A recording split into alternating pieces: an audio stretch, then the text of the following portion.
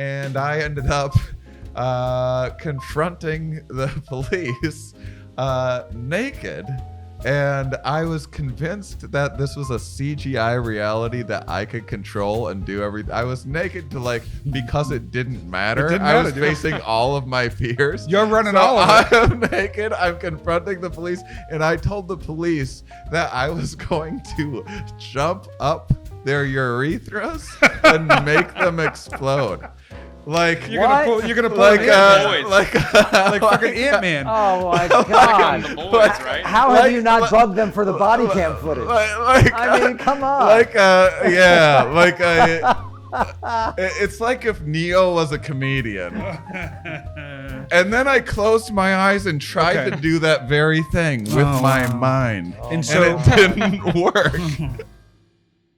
That's what I'm interested in the most about psychedelics. Okay. Like is what I call the God experience, whatever that is, that connection to the universe and to the all, and to that. I don't even know that really happens, but that's what fascinates. Like if I'm to do any of them. Well, it's subjective. It will like pretty consistently subjectively feel something like that for people for sure. Okay. Yeah. Yeah, I've had some pretty religious experiences. Are they religious, psychedelics. or are they so different from religion that you see that it's the truth? Does that make sense, that question? I don't think so. Is this started, or are we just chatting? It's both. Oh, it's both? Yeah. Okay. I just like to know. Well, I just need to know if I should be interesting. Because I don't waste interesting when something's not being recorded. Okay. Like, why would I waste interestingness? We start recording. Hey, we've been friends for too long. I don't need to be interesting around you. I agree. How did you guys meet? If we're recording. Yeah, we're recording. Then I'm gonna spice it up a little bit. All right. I'm gonna throw it. Yeah. How did we meet? Just a long time, like Boston Comedy Festival. Oh, was it Boston? Oh, yeah. Okay. That would have been like 2006. I was just a young Wow, it's pup. almost 20 years, dude. Yeah. That's wild. Yeah. But we didn't really get to ever where we were doing a bunch of stuff. We didn't really work together. We did like that. We did. And I have a recollection of at Brouhaha in Cincinnati one time seeing you. Because we were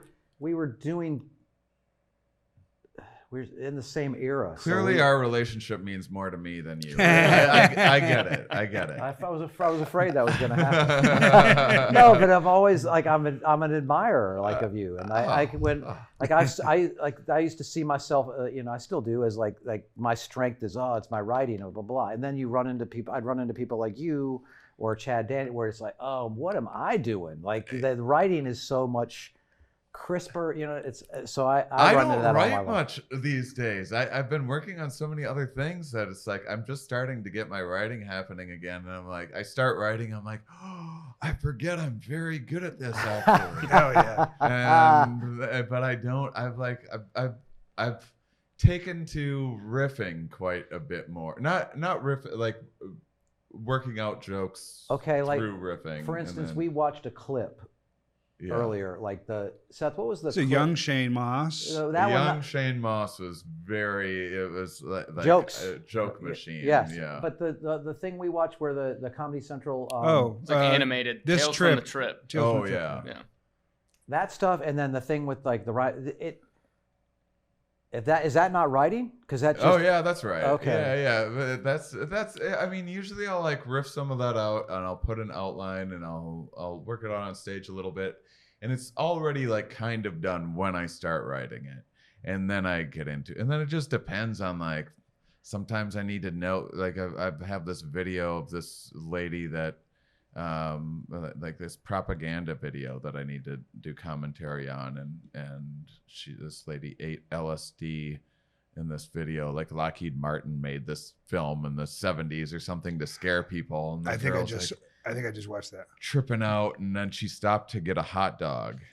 Is that the one you saw? It might not be, no. But she is I put relish and mustard and the usual things, and then I went to eat it, and something started screaming, and I realized it was the hot dog, like screaming for its life and so something like that. Sometimes I'll like for a project, I'll be like, okay, I'm going to sit down and like, here's the misdirect. I say the crazy thing is that she put relish on her hot dog, not that she's talking to her. So then I'm like, well, now I need to figure out what the fuck relish is. Oh, nice. And so now I'm like on a tear of like, what is just like this weird leftover vegetable slop. So I'll like start writing out stuff like that and research. But a lot of times it's just sitting in my car, just mentally rehearsing and like going through things and then getting to a show it comes off as effortless. I know it's not, but it just comes off as effortless. It's a good compliment.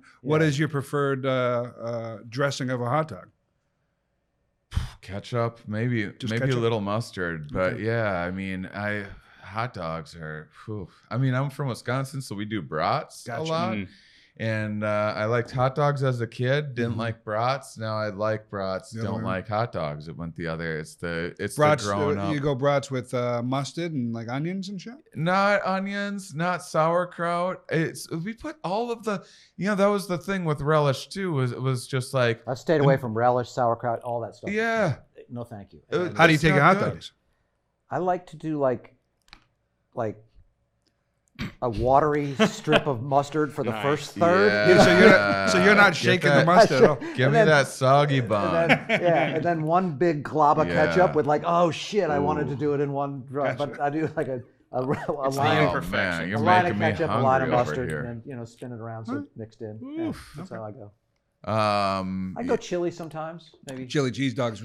I just feel like if there's something that you wouldn't put on anything else, like what are you like? A hot dog's just relish is the only place. Some people put it on burgers, so it's like okay, only like leftover ground up meat. Can you put leftover ground up vegetables?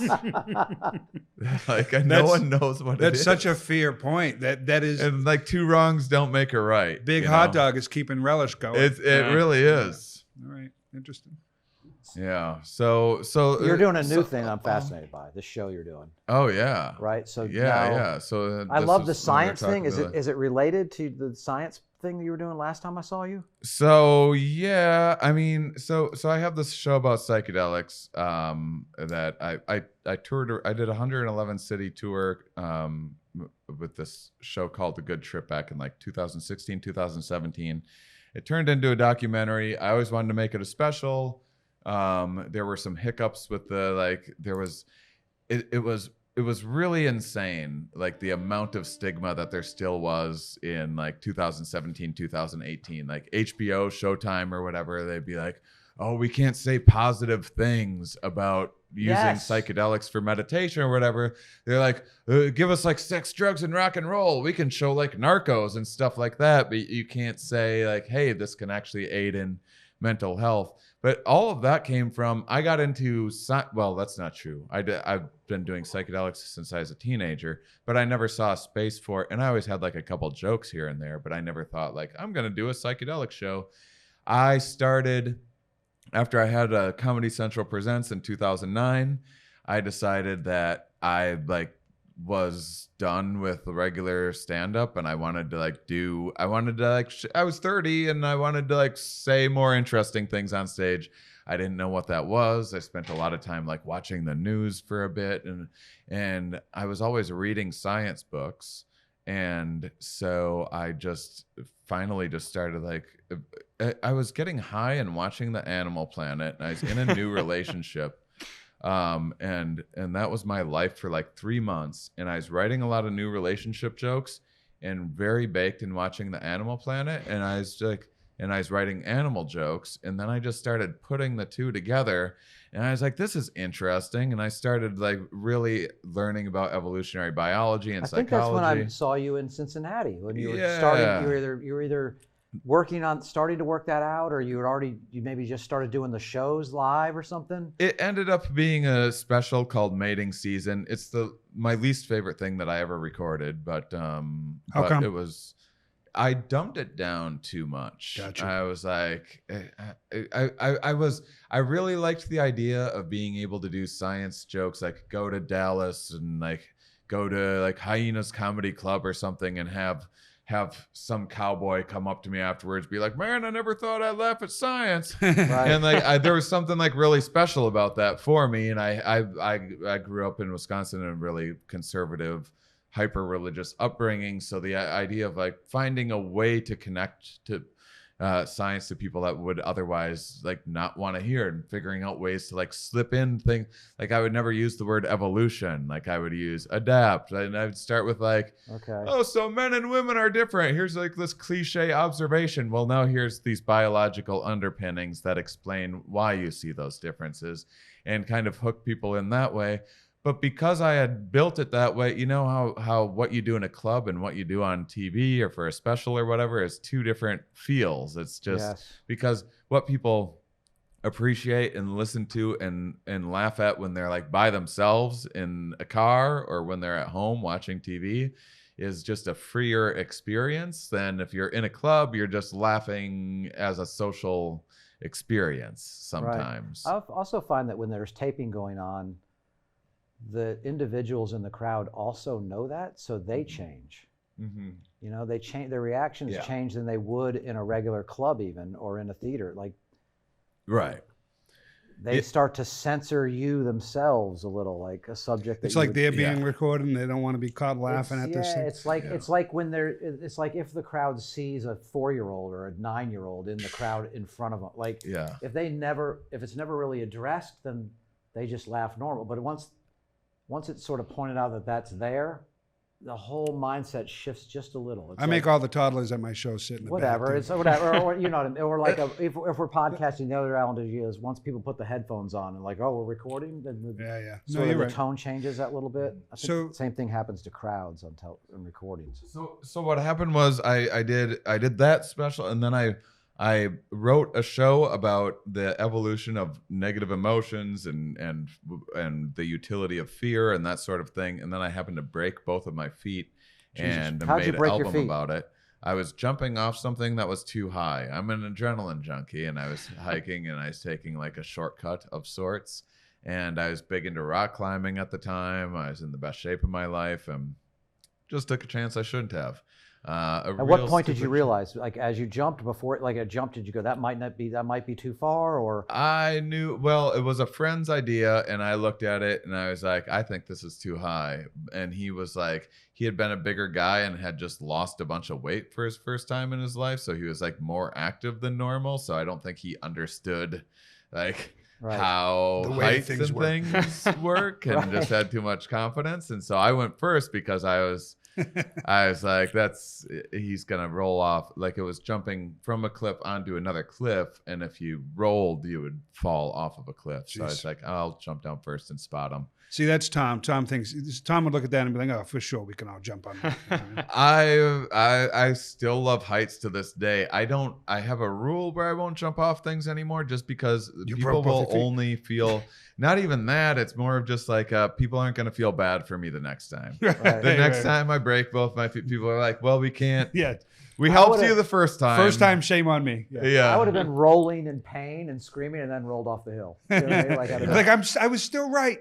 And I was still right. So I made an album about that, and then I happened to go on Pete Holmes' You Made It Weird show, and he asked me how did I break my feet, you know, and then I was in Sedona, Arizona. What were you doing there? Oh, I was going to do ayahuasca for the first time. I didn't get a chance to do it because I broke my feet first. And that was basically before everybody really knew what ayahuasca was. This was 2015, 2014. That's a question I'm specifically interested in, because you had just talked about, doing that show with science and being able to slip it in and getting people interested in it that necessarily wouldn't be interested. And now that it seems in the last year or two, with more celebrities and famous people talking about doing ayahuasca and psychedelics in general, you can go on any streaming service and find these fucking documentaries now. It's so much more than mainstream. It's a way different world. There are people in corner bars now who are watching SportsCenter and they know the word ayahuasca now. It's so wild that it's prevalent. Do you feel like, how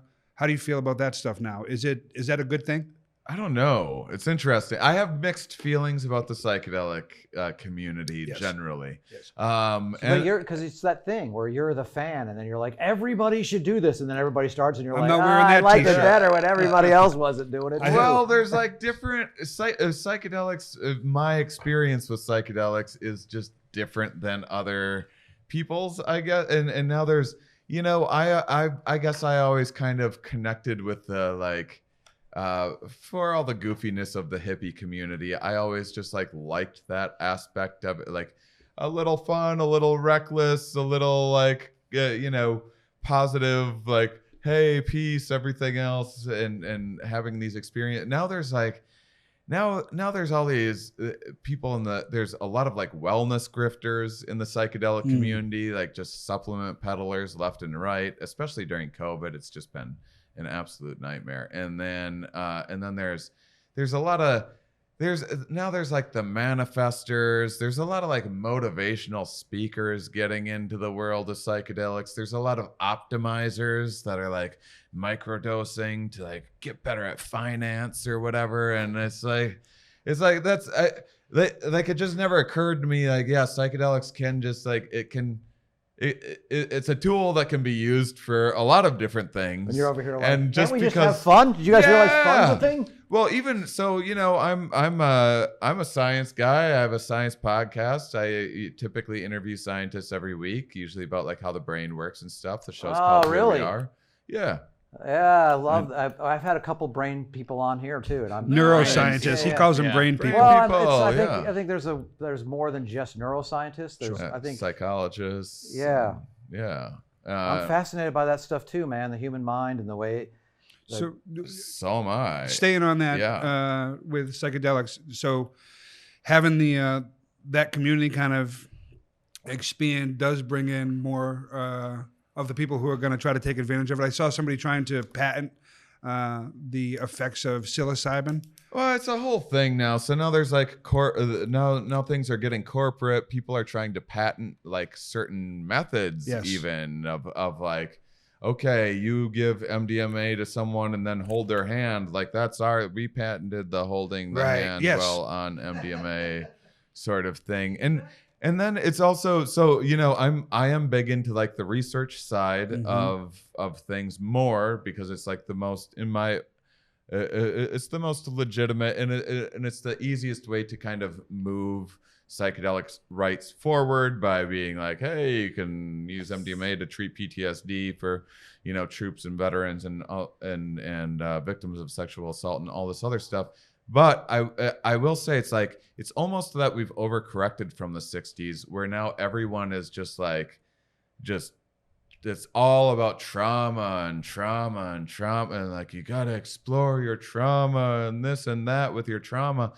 And I'm not even sure it's all that healthy for people to just like be just so obsessed with their trauma all of the time. Like when therapy first started taking off, I'm all for mental health, but when therapy first started taking off, they found out that they that people started wrongfully being accused of child molesting because people would go into therapy. Therapists were used to seeing the worst of the worst cases because it wasn't a normal thing to go to therapy. The worst of the worst cases were people that were like very severely abused as children.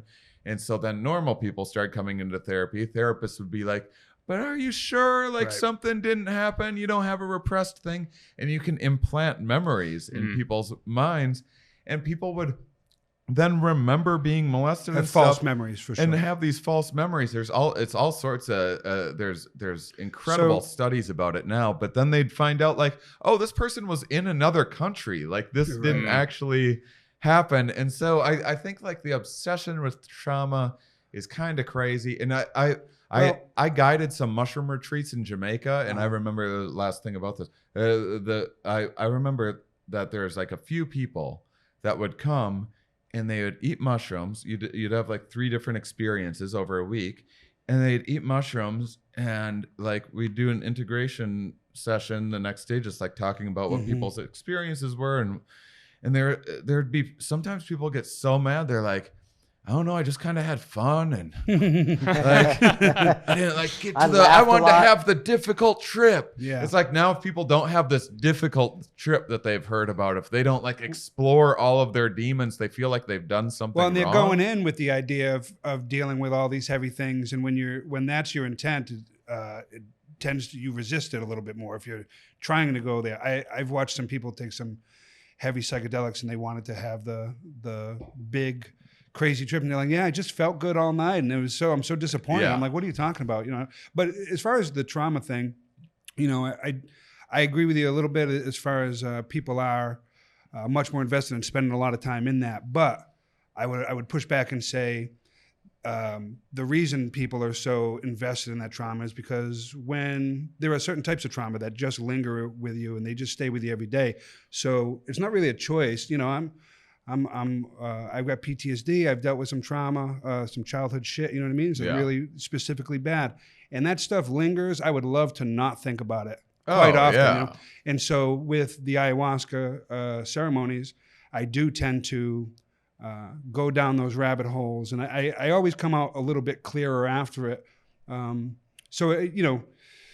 that's great. I'm just saying, like, it can sometimes go too far when there's some it just opens up a lot of there's a lot of like room for grifters. There's been a lot of like sexual abuse within the ayahuasca communities and stuff, and like taking advantage of like damaged people and selling people on like a bunch of crap that doesn't work, and I don't know. So I never know where I stand on aspects of the psychedelic community. I tend to care the most about like the rigid, like psilocybin for depression, MDMA for PTSD type studies, just because it seems just that much more legitimate and controlled. But how do I do psychedelics by myself? Same. I have a whim, and then I'm like, I'm gonna gobble these mushrooms now, because if I don't now, it's gonna be.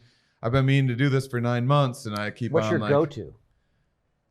Well, it depends on how I'm feeling. Last time I saw you, I had taken ayahuasca probably. I had done ayahuasca a year before, and I had felt really good, and then came out of it, I felt really bad. And I walked up to you, and we only had like 2 minutes, and I was like, hey, man, I kind of explained that to you. I was like, how do you think I can get back into that headspace? You said, just take a bunch of fucking mushrooms. I was like, all right, dude. Yeah. You said you just have to engage with that. Did it work? And just, I didn't end up doing it. I was so, I have such a healthy respect for these things, and I can have a really dark time. And so I got to be mindful of where my brain is when I go into them. I've done ayahuasca a few times since then, but and that helps. But I haven't melted my face off with mushrooms since the last time I melted my face off with mushrooms. So. Yeah. I mean, my favorite, it just depends on where I'm at. Like if you want to, like, I never really liked MDMA until I did it with a girlfriend of mine. Nice. I had like just done it at parties and stuff, and then I was like, oh, because MDMA started as a relationship counseling tool. And Really? Yeah. That's the organization now, the Multidisciplinary Association of Psychedelic Studies. They're the biggest research organization that's like really moved everything forward over the last couple decades. The founder of it, Rick Doblin, he was a therapist, and he used MDMA for couples therapy, and then it became illegal, and he dedicated his life to Is that ecstasy? making it legal. Yeah. Oh, I didn't know ecstasy was a hallucinogen. It can be. MDMA can be, like, that's the thing. There's a lot of like back and forth about what is a psychedelic, and like, okay, what's the difference between MDMA and like these other, there's other things that have similar traits, that have like all sorts of stigma, like opiates or like crack or whatever. But those else are right. Like, I'm interested in also, like, with psychedelics. There doesn't seem to be, like, I have a connection through my sister and actually through my wife in the treatment center world, and there doesn't really seem to be much treatment focus on helping people get off their addiction to psychedelics. Like that's not a thing. Yeah, no. I mean, getting addicted to psychedelics Ketamine's about the only psychedelic you're gonna get yourself addicted to. I mean, you can get addicted Which one? to Ketamine. ketamine. They're using that more and more, right? Like there's a lot of ketamine therapy popping up Oh yeah, all over the place. Well, Is ketamine the thing they sell at 7-Eleven? That thing that like no. You're thinking like boner pills? keratin? There's keratin. No, ketamine is it's a tranquilizer. It's like really it's very safe. It's commonly used on like children to knock them out if they're like having an episode or something like that. Like doctors love using ketamine because it works really well. It's short acting. It's there's like to put someone fully under, you're running the risk of like their heart stopping and Right. stuff. And so ketamine is like a really useful tool that doctors have been using for a long time. And then anecdotally, suddenly like doctors would be having patients come to them and be like, I've been a lot less depressed since my surgery. Huh. And they kept on hearing these anecdotes. And then finally someone was like, we should test this as something for depression. And then Right. it started in the early 2000s being tested for depression. And it's it's a Schedule 3. Most psychedelics are Schedule 1, the most highly scheduled, most restricted substances that there are, like more restricted than like cocaine and other things. Why? Because of because Nixon. Because it's the government, Yeah. Did you not read Chaos, Tom? Yeah, well, that's what I'm trying. Sometimes I ask questions knowing there'll be a cool answer coming from it, but instead of I don't know, the government. But Nixon wanted to like imprison as many Democrats as he could and like went after the drugs that. Yeah, the war on yeah, drugs. this book right here is very interesting in that some of the history of Manson and the CIA and some of the uses that they had for psychedelics and altering people's minds and suggesting thought, some of the stuff you were talking about, like replanting. Well, they're like, these people taking these drugs don't listen to us enough. They're planning, Let's make them like... planning memories and stuff like that, what you're talking. And I'd never even thought that was a thing. So. Oh, that happens like sober. That's there's a fun study. So I had this woman, Gabby Prince-Potty, out of Charleston, on my show, Psychologist. They ran a study where they had a magician come in to a kindergarten, and they have the magician does a show, and then afterwards he's going to pull a rabbit out of the hat, and there's no rabbit, and he's like, oh, sorry kids, no, I guess no rabbit. They end the show, and then a teacher will intentionally or they'll make sure that a kid overhears the magician telling a teacher like, I don't know where the rabbit went. It got out of the box.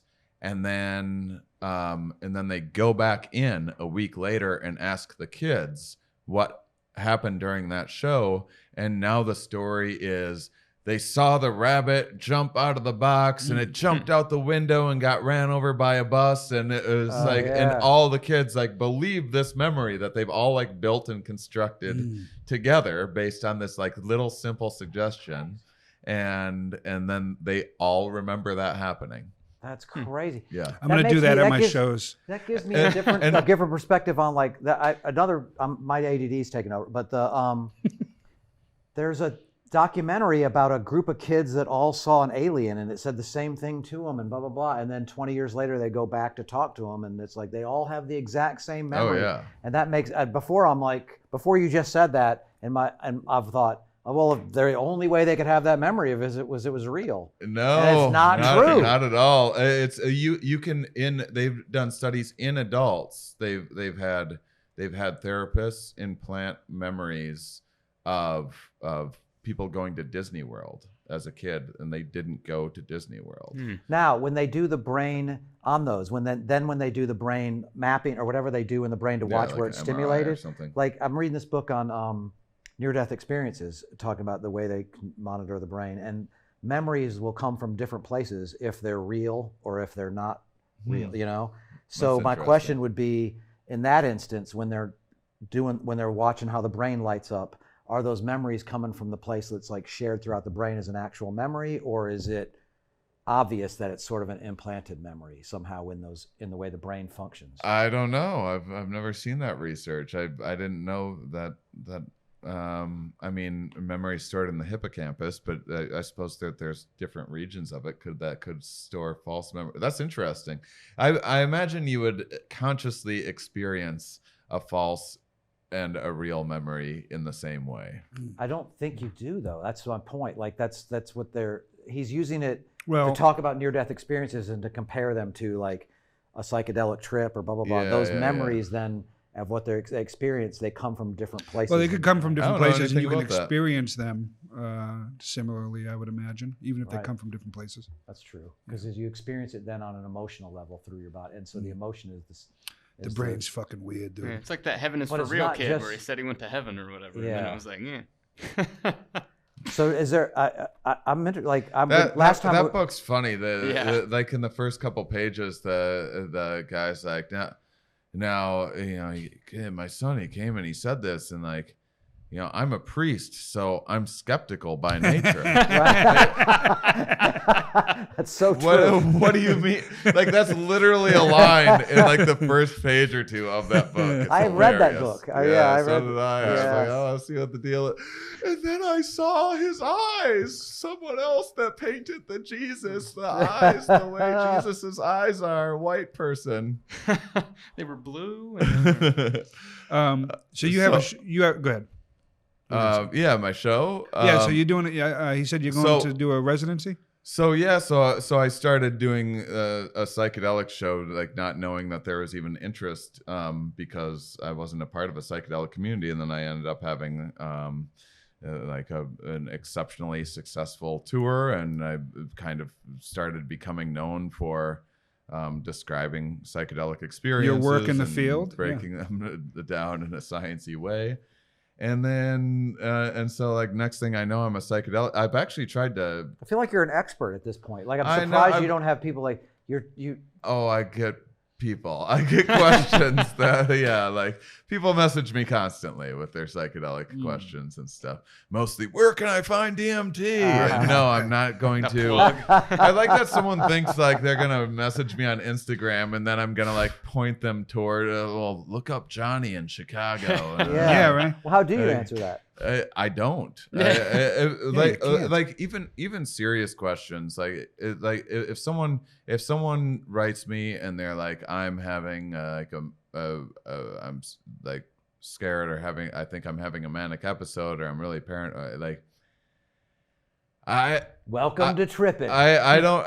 Yeah, a lot of times it's just like if I write back anything, I write Yes. like I'm uncomfortable. You know, communicating serious subjects like this, and social media Yeah. DM. Yeah, dude. I recommend Even in you know, text, getting. so I just went and did a retreat not that long ago, and then like Tom would be like, "How was it? Did you win?" And I'm like, "I can't. Did you win? There's nothing I can say in this text that's gonna properly explain it." And you Yeah. just I think I said that to you the other day. I was like, come on, explain this life-altering experience to me over text. It's easy. Come on. it's wild. It's weird to get into the text of it all. Yeah. So I kind of became known for this, and then, but I wish I was better known for all of the science things that I'm interested in. But I was really. This sounds weird because I obviously know how funny you are, but I was even another level of caught off guard by how Good that show was. that show was. So good. Oh, and it was like I guess you'd done a podcast with them the day before or that day, and then it was like they sort of broke down, they sort of gave how they would give their spiel about science, and then Yeah. you would mix in telling jokes that you'd obviously written about the subject and be playful in the moment, and just like it's really cool. It's like really smart, interesting comedy, but it's an not, interesting show. Yeah, Yeah, it's it's like- fun to watch. It's interesting. Yeah. All the people you have on it, taking a swing at bringing in somebody from academia and putting them on stage. That's hard. Yeah, it's like, but you the few times that I saw you do it, you really nailed it. You and Dave Waite, I think, came out the last time I saw you. Oh, that's right. Yeah, Yeah. and you had a couple of professors on giving these short lectures. I think the last time I saw it was somebody who was working with butterflies over at Greensboro College, I believe, and they gave a 12-minute lecture on butterflies, and I was like fucking fascinated.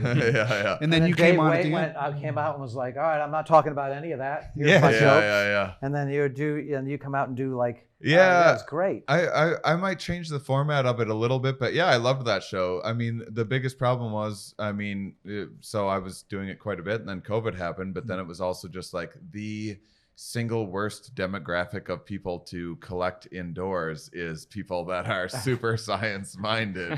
So like, well, I can't do that show for the foreseeable future until there's like a better vaccine or something happening. What percentage of the scientists and people that you got, the normal layman or somebody smart enough to be a scientist that you brought on, was okay in front of crowds and talking and doing their thing?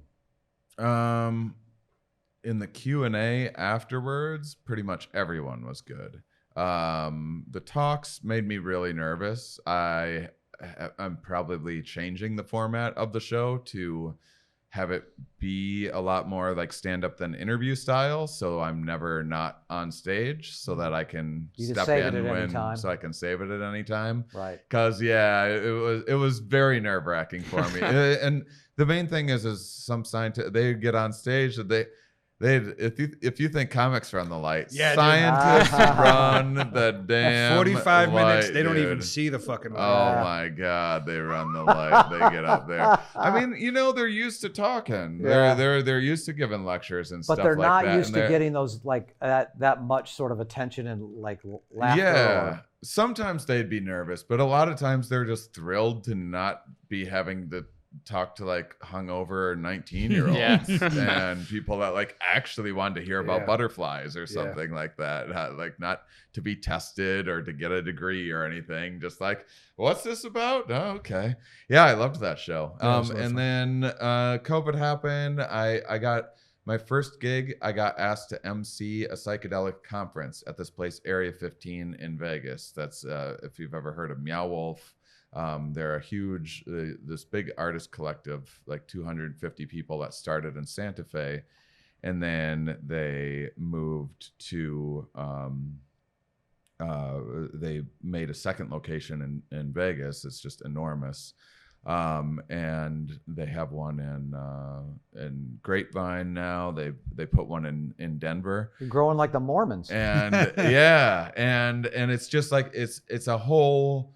It's it's like a psychedelic mall, essentially. You go in, like, it's like huge, like Burning Man structures ish everywhere. And then, and just like artists have decorated the whole thing. And then there's, bars and like arcades and nightclubs and different things like that. And everything's just like psychedelic, like visionary art. So it's an arcade, but it's a trippier arcade. Like it's just like if you're into psychedelics, you should hit up Area 15 while you're in Vegas. It's just like a destination that you go to. So I was like, I saw this place and I was like, you guys need a psychedelic comedy show, and I'm the person that does that. And so it's going to be there's going to be like I'm doing a little warm up tour, just riffing out some stuff and winging some new things and stuff, but the final version will be it's going to be in front of a LED screen, and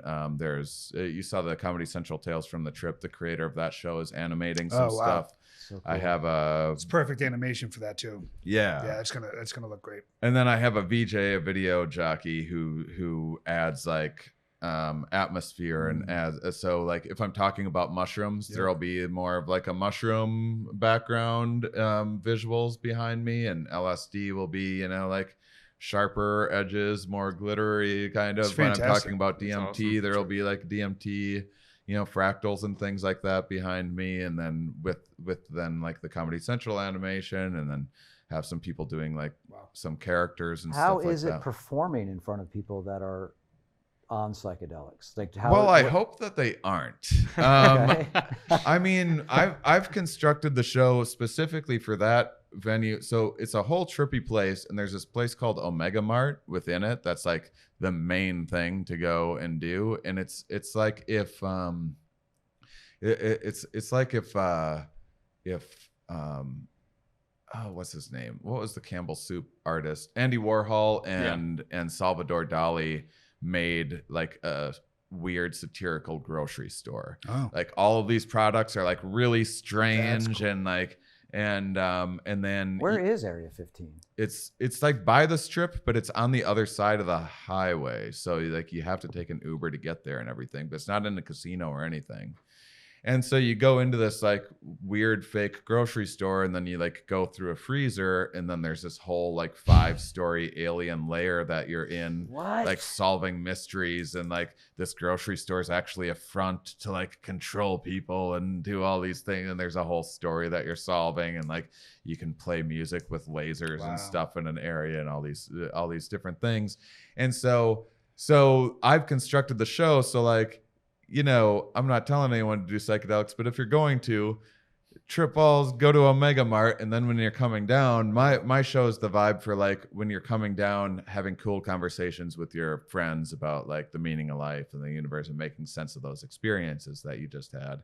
I don't think stand-up That's comedy awesome. is something that is like, I want to listen to something that requires a lot of attention span Yeah. while you're tripping. So maybe trip before, come to my show when Yeah. you're coming down, and my show's meant to be like the integration of that. So how do you market experience. that to people that are obviously tripping? Like how within that space, how do you market like as you're coming down? How do you like? What's the way to get that across? You just said it. Did Okay. you say it like that, right? I did. I made a video that I still need to get it edited and everything, but I made a video in front of a green screen because I was like, how are people gonna, I haven't done this show, like I haven't done it like in front of a screen or anything. How am I gonna make that happen so people can actually see what it's like? So you sold the And show before you had the so- show? You're like, I got a show idea.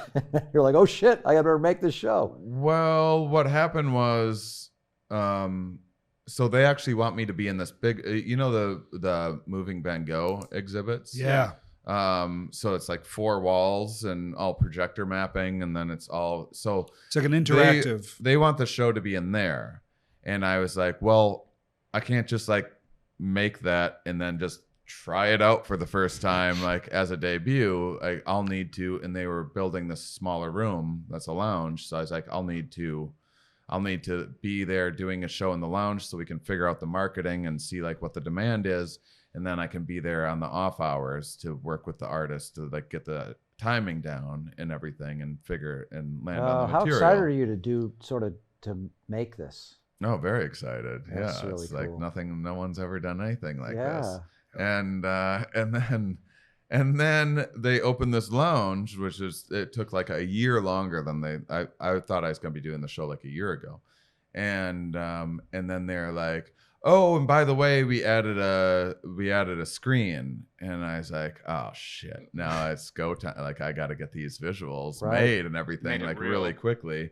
Oh, And but so it- they're coming together really quickly, but it's also like, because there's one screen, it's not that hard to add dimensionality to the animation. Once you have one wall, getting the other 3 walls is pretty easy. Okay. And so it's just adding like weird little. I other imagine as aspects you of do it, like the community will start to, like the artists within that community will also be attracted to it, and then your ideas, I don't know how you are as far as like, oh yeah, that would be a great idea in my thing, or if they all need to come from your brain. No.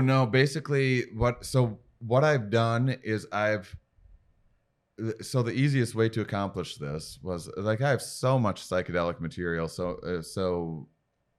But instead of like just trying out a new show, I'm like, well, I'll just take this recording of the show that I used to tour with, send it around to a bunch of artists and animators in the psychedelic community, see if anything comes readily to mind that they can make easily or already have made. And then there's a VJ that was like at that conference I was working with, that I already saw him doing like 3 days worth of stuff. He improvises and stuff. Like no matter what you're talking about, he'll throw on different things Oh, that's cool. in the moment. It's such a great way to And- get things done. It's like going to a nice restaurant and just asking the chef to cook whatever he feels like making. You know it's going to be good. And so so like I can't do the art, so I'm having the artist be like, well, here, what can you make for this that's good? And then once I have the good art, which is being put together, then I'm like, okay, well, I'll just use that bit then, Yeah. since I have, and then I can just make it funnier and better and rearrange the order and everything. But one thing I can't do is the art, so Right. I'm kind of letting the artist decide, and then I just create a lot of. I've been doing it for a long. Like I create an opportunity for.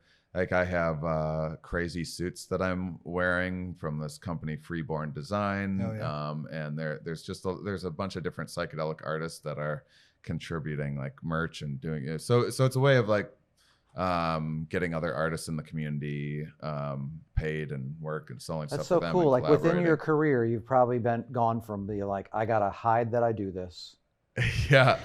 right, to like it's To celebrated. being the guy who's on the bar. Yeah. Yeah. I know. Well, and then it's funny too, because it was like, so I was actually at the beginning of COVID, I was like not into the psychedelic crowd at all. There was like, I was just getting harassed by way too many people, because like anyone, there's a lot of kill the messenger with any science communicator there. And that was just like really, I love that the science. discouraging. You have science involved in it too, and, Yeah. and like, were you into brain science before, or did you start? Oh yeah. My interest in brain science is Brain stuff. is way bigger than my interest in psychedelics. But I guess psychedelics came earlier. I don't think that I'd be as interested in how the mind works as I am had I not had like all of these weird mushroom and DMT experiences and figure out, well, how did that happen and how could a brain do that? Have you been able to? Do you go back to the science of?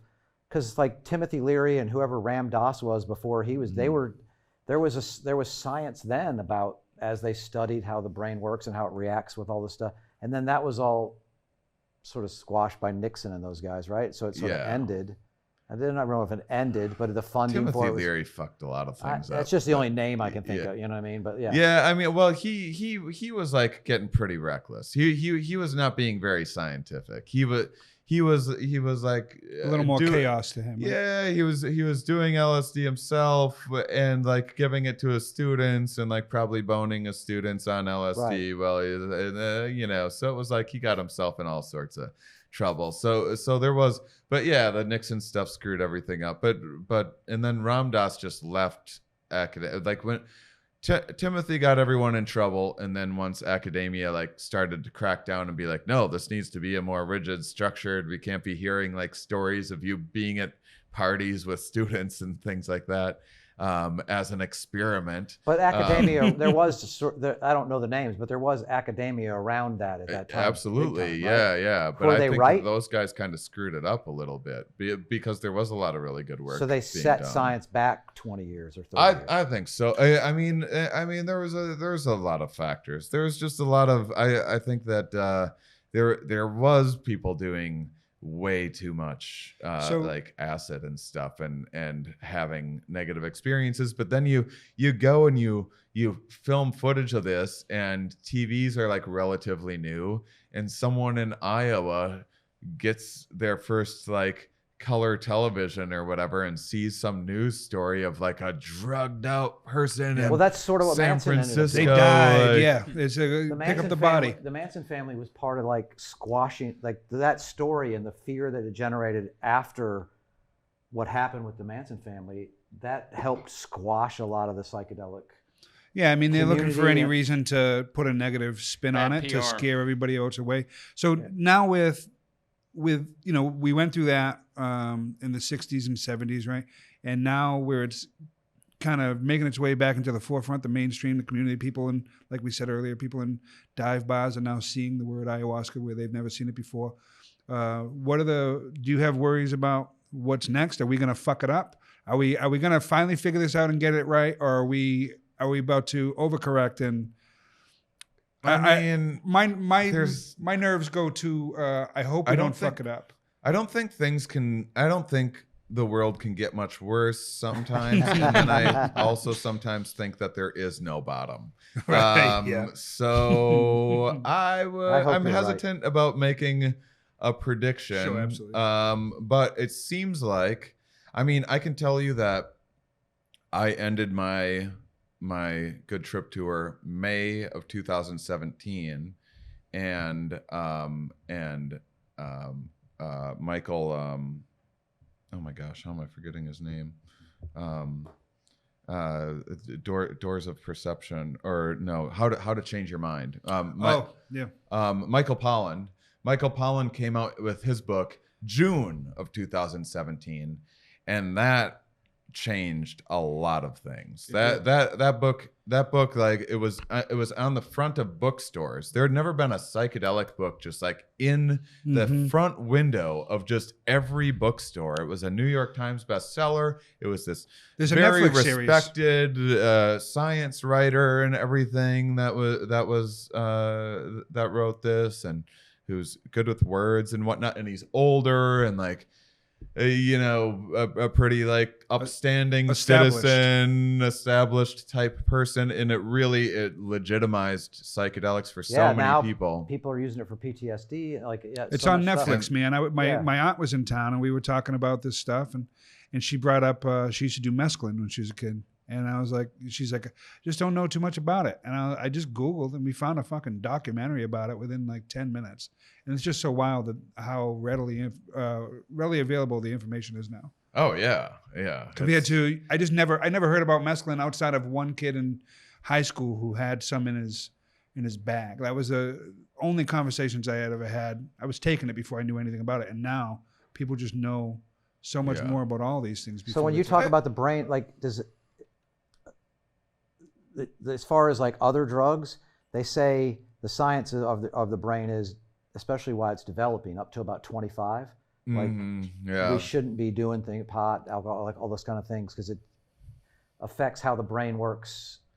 Before, does psychedelics have the same thing, or psychedelics you can dive right in at like 12, 13? I think you can dive in. I mean, there are babies. There's some evidence.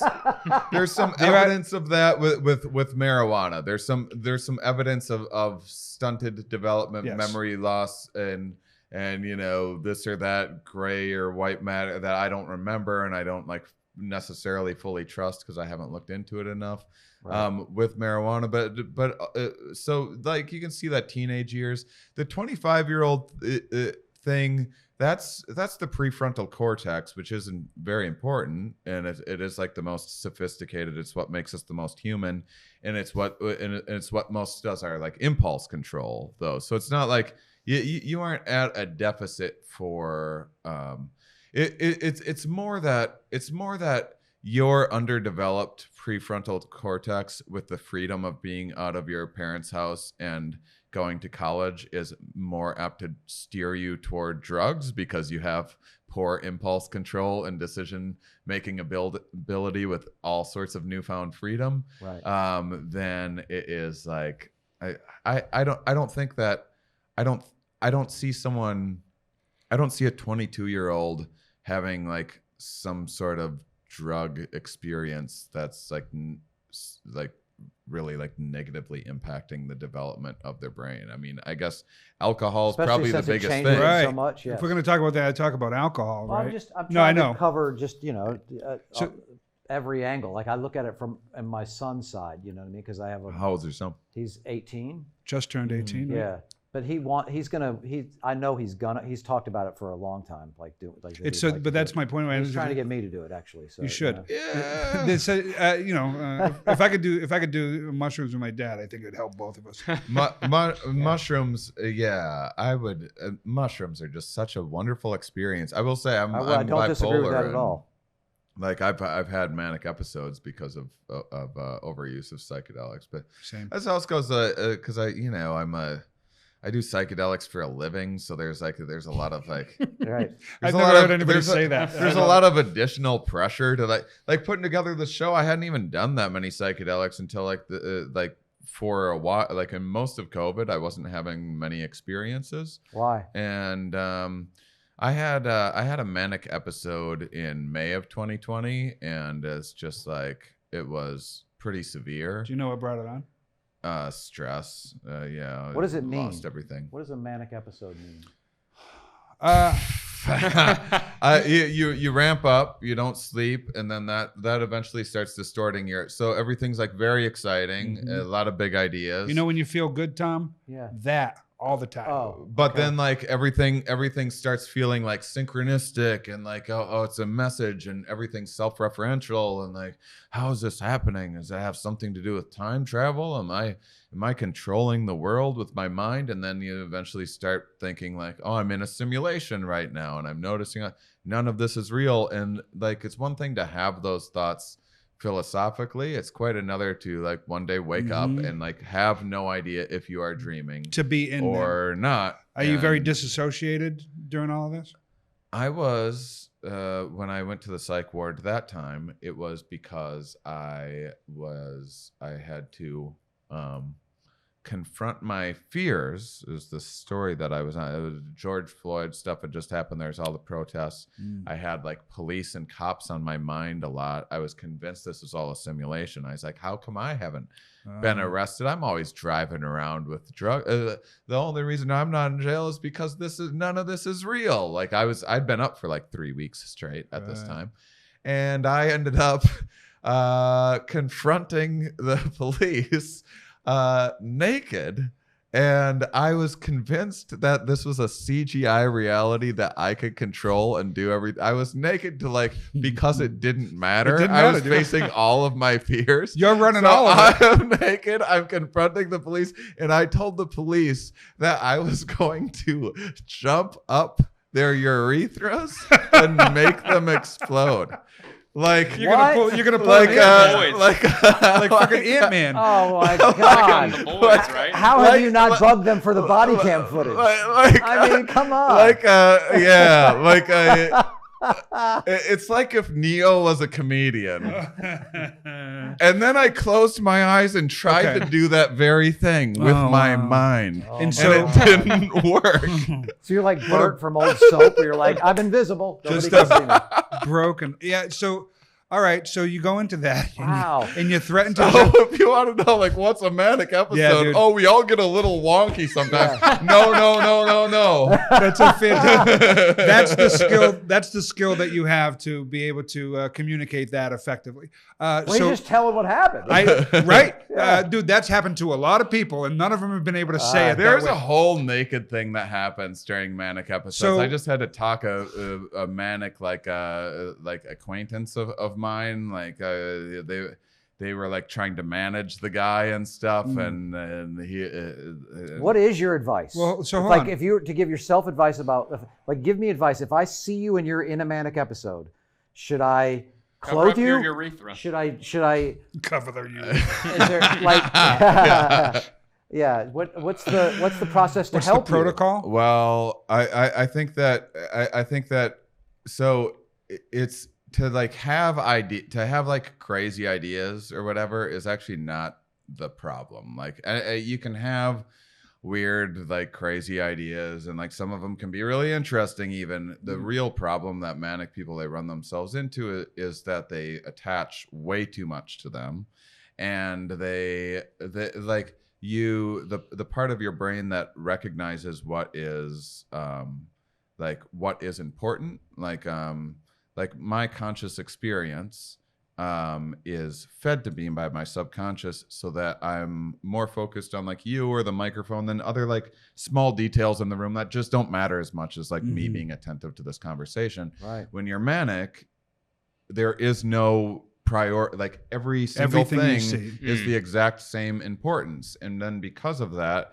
you notice things you had never noticed before. And these insignificant things are like, how come I never noticed that? It's been right in front of my eyes. And that seems significant because it's now like it's novel, and so like you really attach to that, and now you think like no one else realizes how significant this is, and I have this special view that, and the real issue is just talking too fucking much. Like it's not even that you have like a crazy idea, it's just that the insistence that people believe you're fucking It makes you shit feel. or It makes you listen feel to your powerful, and you need everyone else to see the exact same way as you're Yeah, seeing. yeah. So when like you go need through to that, be validated. That's where It's you a run wild into thing to trouble chase.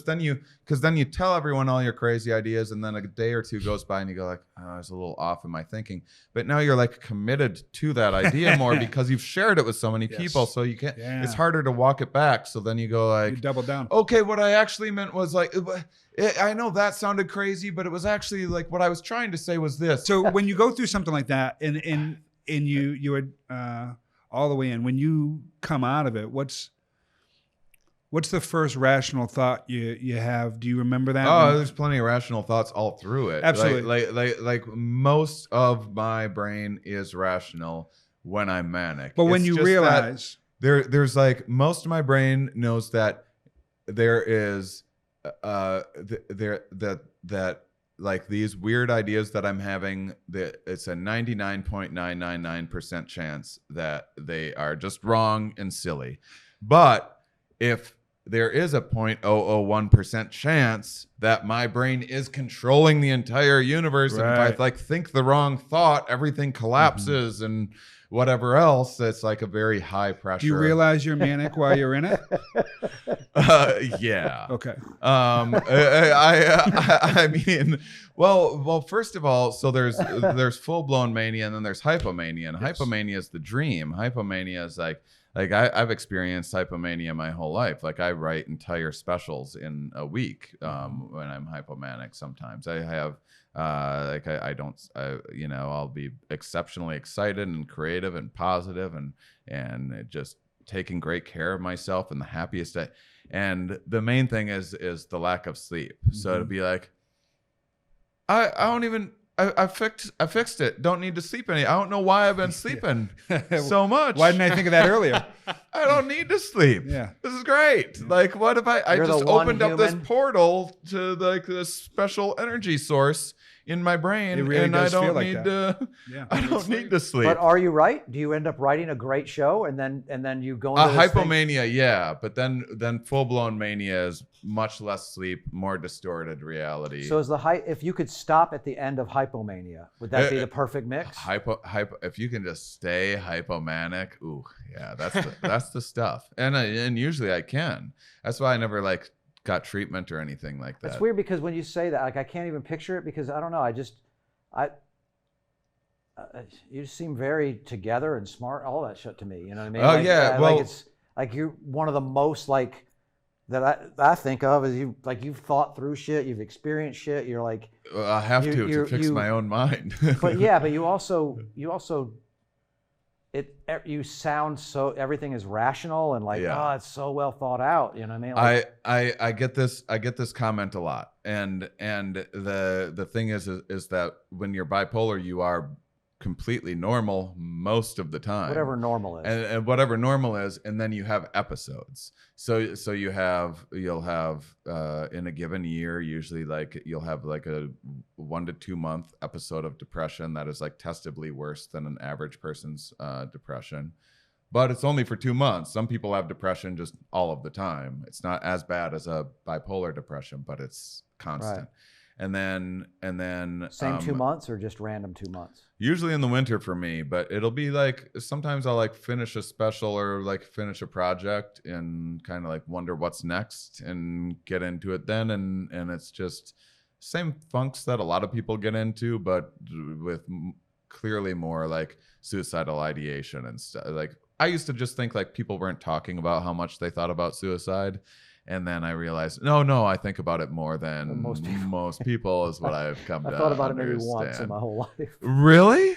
For a brief moment, like, oh, I could just jump off this balcony right now. Oh, But I thought about it a couple times today. Yeah. On the way here every day almost. Oh my goodness. Yeah, but and I hear that and I believe you. And like I always thought people were just lying. I was like, everyone's experiencing this. And But I also think when you say about sanity, this sounds weird. I think most people are insane. I just think we don't realize that almost everybody's insane, so that feels normal. Are you insane? Yeah, sure. I mean, We're all a little insane. we all down have there. like distortion.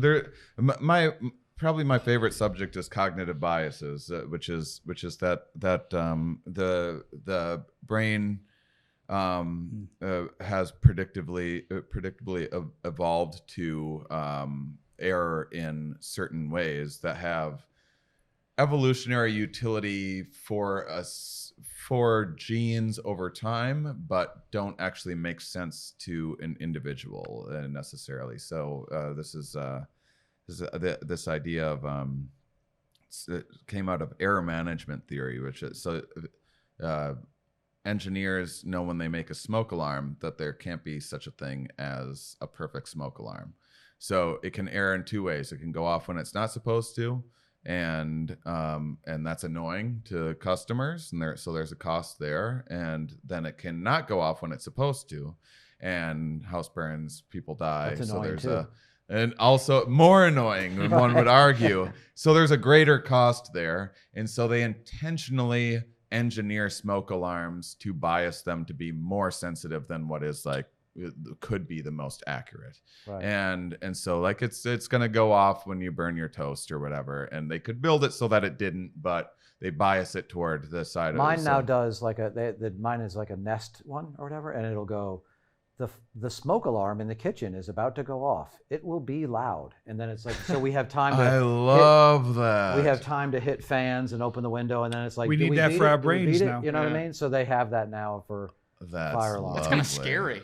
Huh? Like if I heard that in the middle of the night, just that'd Well, be terrifying. Well, that would wake me up. That would be, but normally, almost every time it happens, it's because of cooking in Yeah. the kitchen. You know, Maybe they'll come up with something like that for my brain. Right. Yeah. I don't see why not, especially when you could connect it. You know what I mean, You- Wi-Fi wise.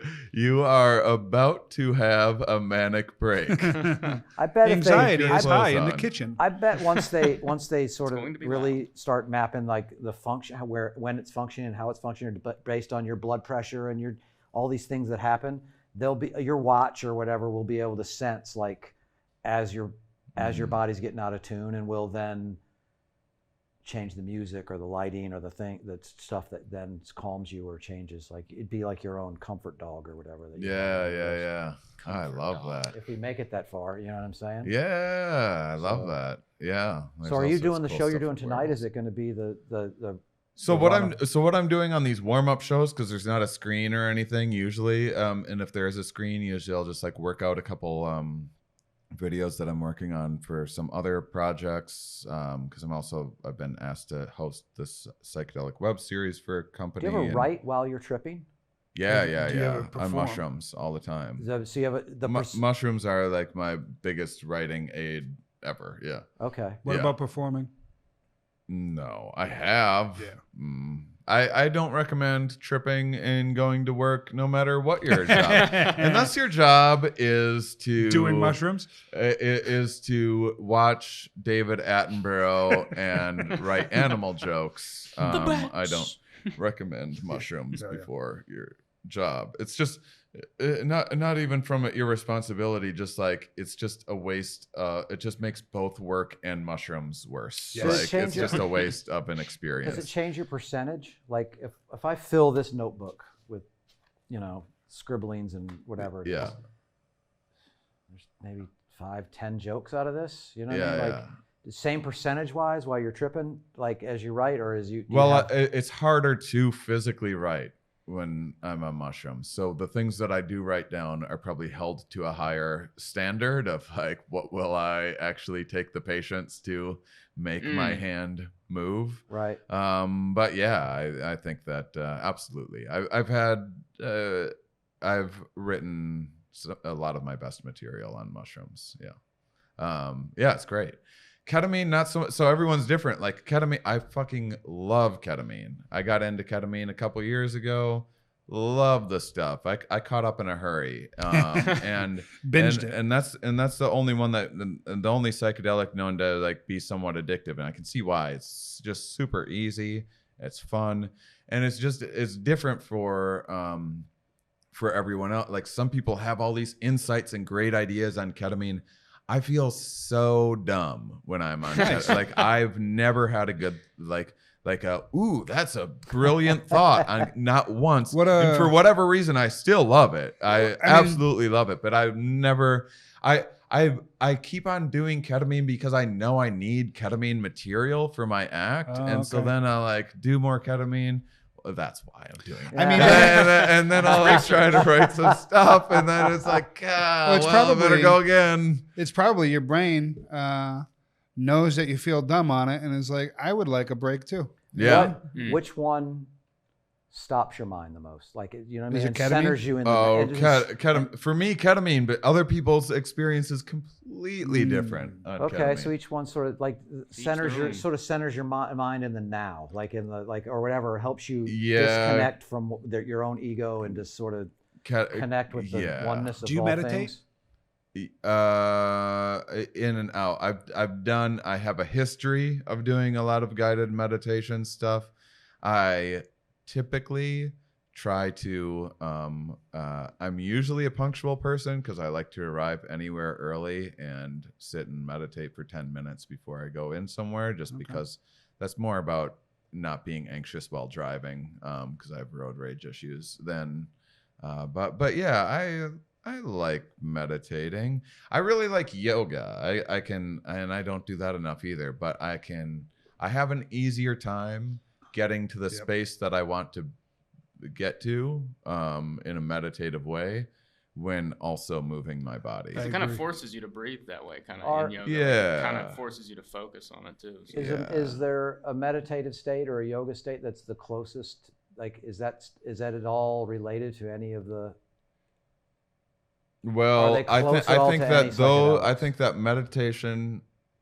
I think that if you're like never done psychedelics or want to do better, want to have better experiences, I think that the lessons from meditation are really easy to, really good for applying to the psychedelic experience. The idea of not attaching to an idea, and that's like, you know, I write when I'm on mushrooms, but sometimes I do just kind of try to let myself go. But I mostly write one because it feels like I'm like throwing money away if I don't write down a thought. But mostly it's like it won't get off my mind unless I write it down during that experience. I go into these loops and I'll have a thought. So in these retreats, these ceremonies, I'll have you'll hear me in the middle of it.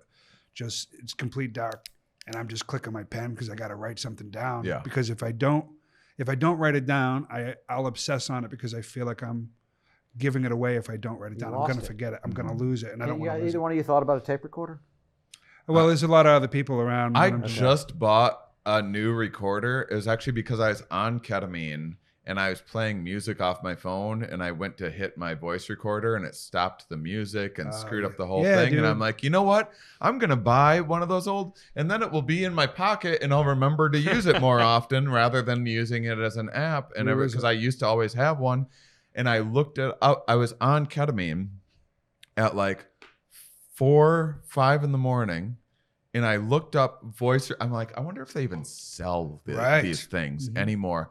And I look it up. I'm in Raleigh, and there is a voice recorder for $22 that will be delivered in 3 hours. Nice. Fantastic.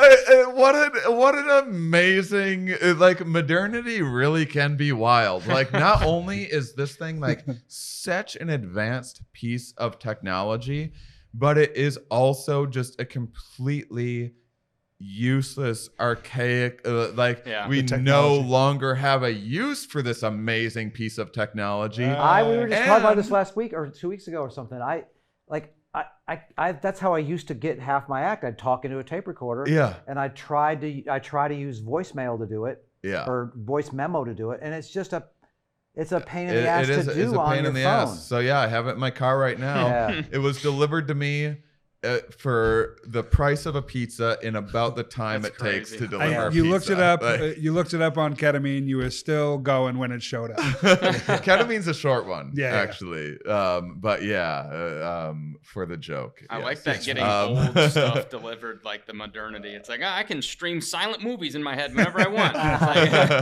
That's the one you got. We got to go. Before we go, Shane, how long have you been doing comedy? It's been 20 some odd years? I started in 2004. So Do you still love it? no. Talk about you got super like your whole face lit up talking about making this show. This show is something very different. It's So not. I'm starting to love it again. Okay. But I haven't loved it in a few years. Do you know why? Yeah, it's a garbage art form full of degenerates. I'm joking. Kind of.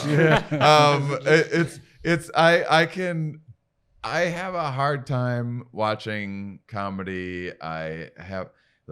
It's just hard to,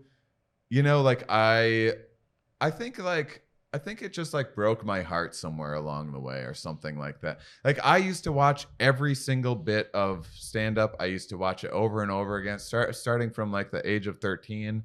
And Comedy Central came out. I watched every single thing that was ever on Comedy Central. Like I remember seeing yours and everything. And I saw every single, like over and over again, multiple times. Good ones, bad ones, I didn't care. I studied stand-up from a very early age. I was obsessed. All I did was watch stand-up. And then I had a girlfriend who is also a comedian. She's like, I just can't, can we not watch stand-up? Like I watched it every single day. And then when I was 5 years in, I had my presents. I just like decided that was like what I wanted. I was like, I want to have a stand-up special. You had a presents in 5 years? Mm-hmm. Yeah, it's incredible. And then and that was like my dream. And then I was like, well, now what do I want to do? And then I put together an hour, and then I just decided I didn't like regular like when I was done with that hour, I was like, this just seems like I'm not innovating. I'm not doing anything interesting. And then I started, like you have a lot of thoughtful things in your act. I didn't have a point to any, like I was an absurdist, and that's fine. But I didn't want to just like keep on, like now I get to like be absurd and also say things. And so I like it more. Yeah, but fun. I got into, so the Psychedelic show was a really fun, interesting tour. And I liked that. And then I got really frustrated with the like stigma of it. And then I got so into producing shows. I got so into doing other things that weren't stand-up, that stand-up to me was just like, stand-up's just like the way that I make money, and it's what I'm best at. And so like people will pay me to watch me do stand-up, and they don't seem to like want to pay me to do lots of other things. So I'll do that to like get them to listen to me like talk about science and other things. Yeah. Is it the expectations and the constraints on what it seems to be, should be a free-flowing art form? Is it those things, the box of it that you don't like? You're the example of like just doing it every way, or the way your heart drives you. I mean, sometimes like I just watched Mark Maron's special, and I thought that was really inspiring, and it was really vulnerable and real, had some solid material.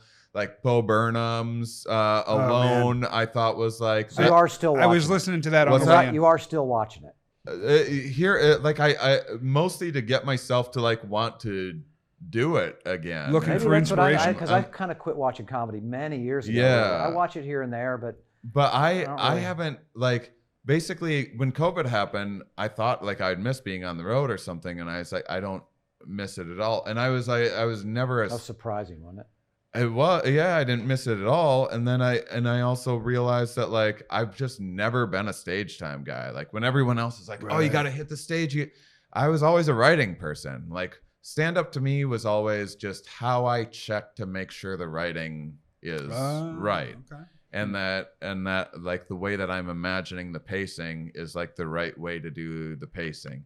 Like I've never been on stage and been like, very few times am I on stage and being like, wow, I'm really enjoying this laughter right now. Like I don't feel anything when I'm on stage. I'm just like thinking a minor sense of relief that the writing is working. Now onto Cincinnati. Not even like it's I like when I take chances. Yeah. Like I don't mind. I like when things like start not going well a little bit. I like that. I like sitting in that. That feels real. Yeah, that feels real.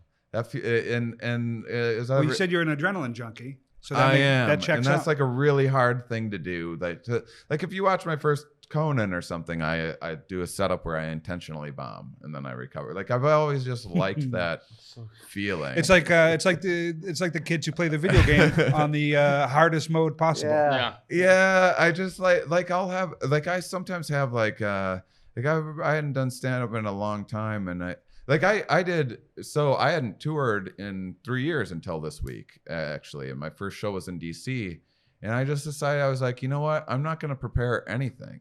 I'm just going to like go on stage and see what pops into my head. And I ended up doing like 2 hours of material. Like I couldn't get myself off stage, and like there was some weak You're like parts. a scientist now. Yeah, you can't get me off. And so I think that I'm. So I just did my second show. I'm gonna do my third show tonight, and suddenly like my vision is coming back, like where I'm driving and I can imagine like, oh, I'm reordering things, and like, oh, here's the thing, and I could try this and flip this around this way, and then I'll be able to change this. And so, but now I'm also adding a visual component to it. So it's a very new artful thing. Yeah, and it's a new fun way of creating art. Do you see a path to falling back in love with comedy, or is the relationship over? I put together I put together this festival, and that's why I moved here. I put so you together live a here. festival last September, and that was amazing. I appreciate you having me in that. I'm right around the corner. I did hear I about didn't reach out to you. I think that I did. Yeah, I reached out. a lot to of my you. You friends. weren't available. A lot of my friends went and enjoyed it. Yeah, it was a great time. It fell apart. We're not doing it at the same location anymore, but The rain gotcha. The rain, there's ordinance issues, like we can't do past 11 and stuff, and we were pushing, and I didn't know that ahead of time, and I was like, I'm not gonna have quiet time. I mean, we didn't, but the cops could have shown you're up. saying you wanted to produce show like that. To me is the most like, like I just want to show up, do the gig. Oh no, I like to funny. build things, like building a festival. It was like my show Mind Under Matter with me and an artist friend of mine. And so the whole festival was like funny, like it wasn't a comedy festival. Like there was comedy there, but it wasn't like a comedy festival. It's like, hey, someone's doing stand up at this venue, another person's doing stand up at this other venue. This was like, no, there's like funny things like on the property, like huge, like we were putting art around the property that's like inside jokes from the show and stuff. And we had all these like weird inside joke things. So like the whole experience is fun, like it's a funny experience, and it was like a new way of creating humor that had never occurred to me before. That was just like really interesting. And so how to like create humor out of a physical space. Nice. And I've been trying to do that for a while, and so that was my first opportunity, like really getting to do it. But I've been trying to put together like art festivals for a while, because I have tons of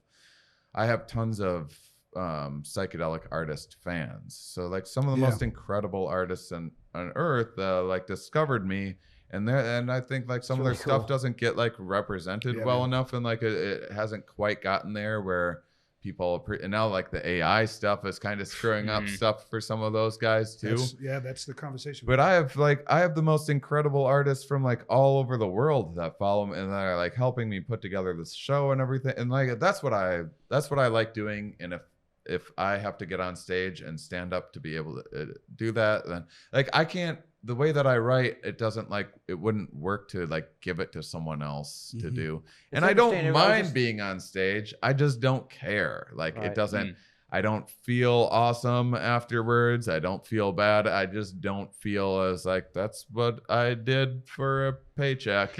And then the other stuff is like, what brings you joy? What makes you happy? Talking with scientists. Yeah. Right. I love talking with scientists. It's really scary and intimidating. I mean, it doesn't matter how smart. There's probably been a few guests I've had on that I'm smarter than them, but like it doesn't matter. You can't possibly be smarter than someone in like the field that they study. Right. like no matter what. And so it's like it's always scary and interesting and intimidating. When I first started my show, Here We Are, I was like interviewing a scientist every week.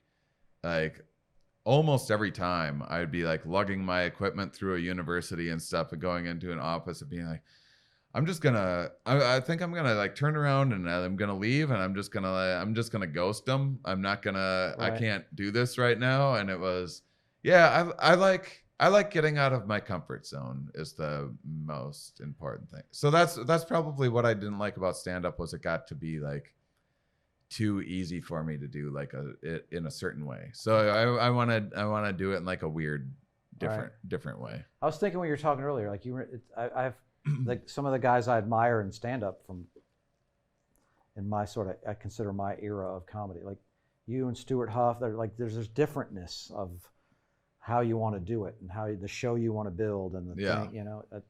Treating it like an art form. Stuart's a really good example of that too. Yeah, he's great. Do you consider yourself an artist? Yeah. That's why I want to be an artist. And sometimes like, I mean, I just sometimes I like look around at stand up and I see like what happens and like I get it, like people are impressed by crowd work or whatever, but like the stuff that like works on Instagram of like, ooh, hey, there's a Mexican in the front row, here's my cliche Mexican material. Like it makes me embarrassed to be a comedian. I don't like being associated with any of that. Can we do clips of stand-up and not clips of you doing crowd work? Comedian owns heckler. Like, I don't actually need a clip of that ever again. I don't think anybody should be owned by anybody else. Yeah. Put that on TikTok. It's very brave of you, Tom. Yeah, thank you. And I've seen funny things. Speaking of Chad Daniels, oh my God, he had one of the funniest, most improvised about breaking some lady that broke her ankle, that he had some thing about like, you know, that you got cursed by a witch, and it was just like so funny and so there's an exception to every rule, but like a lot of the stuff that I see being successful out there, I'm just like, I mean, I get it. It's just like lowest common denominator. I feel like, but it doesn't affect your thing at all. I mean, it does because we want that sort of like success too, where we want people to appreciate like our stand-up more than they do even. There's like a whole anti-science manosphere crap with like the Rogan side of things that's like really like made my life a bit of a nightmare. I don't think he's anti-science. Oh, he is. He's not anti-science. Rogan is like what finding Bigfoot is to the animal planet. That's what Joe Rogan is to science. Yeah, like no one that he has on there is a legitimate scientist. They are a pundit that is like usually conspiracy peddling. Like usually they're selling a supplement.